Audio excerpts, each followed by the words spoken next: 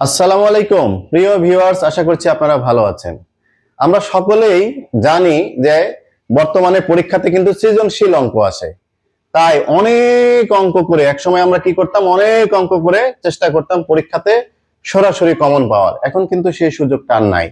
এখন কি করতে হবে, একটা অঙ্ক শিখে 100টা অঙ্ক তৈরি করে করার সক্ষমতা অর্জন করতে হবে। তো আজকে আমি যে অঙ্কটা করে দিচ্ছি, এই অঙ্কটা আপনারা যদি ফুল ভিডিওটা দেখেন তাহলে এই ধরনের 100টা অঙ্ক করতে পারবেন। তাই ভিডিওটা স্কিপ না করে ফুল ভিডিওটা দেখবেন আশা করছি। অঙ্কটা আছে হচ্ছে ষষ্ঠ শ্রেণীর গণিত অনুশীলনী 1.4 এর 8 নাম্বার প্রশ্নে বলা আছে যে আজমাইল সাহেব তার জমি থেকে বছরে এই 20.1 আমন, 30.1 ইরি এবং 10.1 আউশ ধান পেলেন। তিনি তার জমি থেকে এক বছরে কত কুইন্টাল ধান পেলেন? তাহলে এই অঙ্কটাকে আমরা বাস্তবতার সাথে মিলাই। দেখেন, আমি একটা ডায়াগ্রাম এঁকে রেখেছি। এখানে আমি ধরে নিচ্ছি যে এখানে এই 20.1 পরিমাণ আমন ধান আছে, আর এইখানে 30.1 পরিমাণ ইরি ধান আছে, আর এইখানে আপনার এই 10.1 পরিমাণ আউশ ধান আছে। এখন এই ধানগুলা উনি এক বছরে আলাদা আলাদা ভাবে পেয়েছে, আলাদা আলাদা জাতের ধান।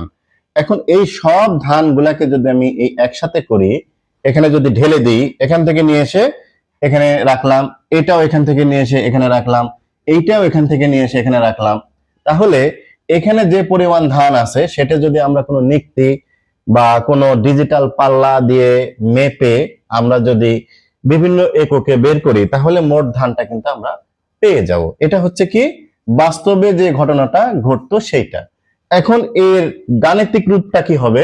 গাণিতিক রূপটা হবে, এখানে যে তিনটা পরিমাণ দেয়া আছে, এই তিনটা পরিমাণকে যদি আমি যোগ করে দিই তাহলে কিন্তু তার বছরে মোট কত ধান পেয়েছে সেটা কিন্তু আমরা পেয়ে যাব। তো তাহলে চলুন আমরা এই অঙ্কের গাণিতিক রূপটা করে ফেলি। হ্যাঁ, তাহলে আমি লিখব কি, যে আজমাইল সাহেব এক বছরে মোট ধান পেয়েছেন। কি লিখবো? এই 20.1 কুইন্টাল যোগ হলো এই 30.1 কুইন্টাল যোগ হলো 10.1 10.1 কুইন্টাল। ওকে, তাহলে আমরা এবার কি করব, এই কুইন্টালটাকে আমরা একসাথে লিখি আর গাণিতিক অংশটাকে আলাদা করে দিই। হ্যাঁ, তাহলে আমরা লিখি 20 আচ্ছা, একটা লাইন আমি করে লিখি, একটা লাইন বেশি করব না, আমরা একটা লাইন কম করি, কারণ এই অঙ্কগুলো আমি অসংখ্য বার করাচ্ছি। তাহলে এটাকে একবার আমরা ভেঙে লিখি, 20 যোগ এই 1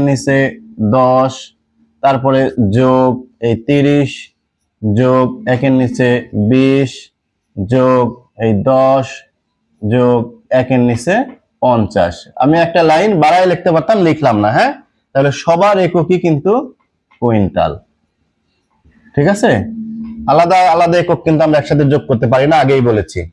এইবার চলুন আমরা এই পূর্ণ অংশটাকে একসাথে করে দিই। হ্যাঁ, তাহলে এই 20 যোগ 30 যোগ 10 একসাথে করলাম, আর এই ভগ্নাংশগুলোকে আলাদা করে দিই। তাহলে 10 যোগ 20 যোগ হলো 50। ঠিক আছে, এই যে এই কুইন্টাল এখানে থেকে গেল। তাহলে এবার দেখি এই পূর্ণ অংশগুলোকে একসাথে যোগ করলে হয় 60, তার সাথে যোগ করে দেব এই তিনটা। হ্যাঁ, আমরা একটা ব্র্যাকেট ব্যবহার করি, এখানে একটা সেকেন্ড ব্র্যাকেট দিই, যে এখানে ব্র্যাকেট দিয়ে বোঝাই যে এটা হচ্ছে ভগ্নাংশ, এটা পূর্ণ অংশ। হ্যাঁ, তাহলে যোগ এইটা, তাহলে এইখানে দেখেন লসাগু কিন্তু হয় 100।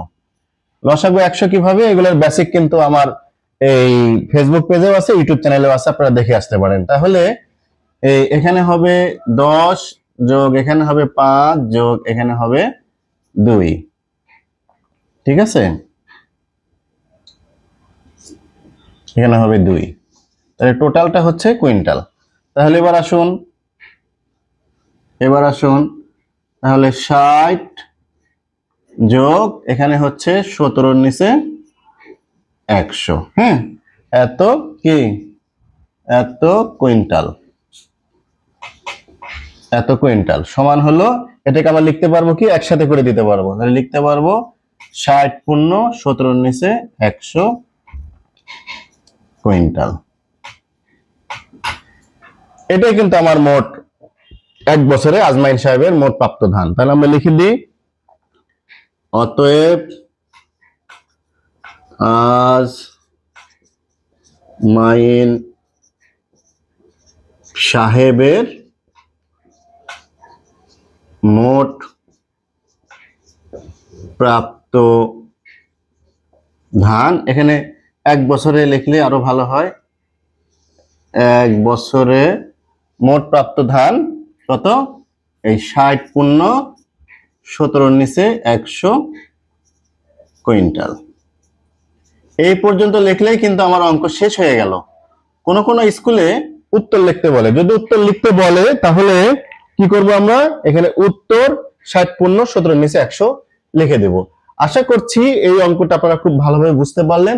এই অঙ্কের সাথে আপনারা বিভিন্ন ভাবে অঙ্ক তৈরি করে করার চেষ্টা করবেন।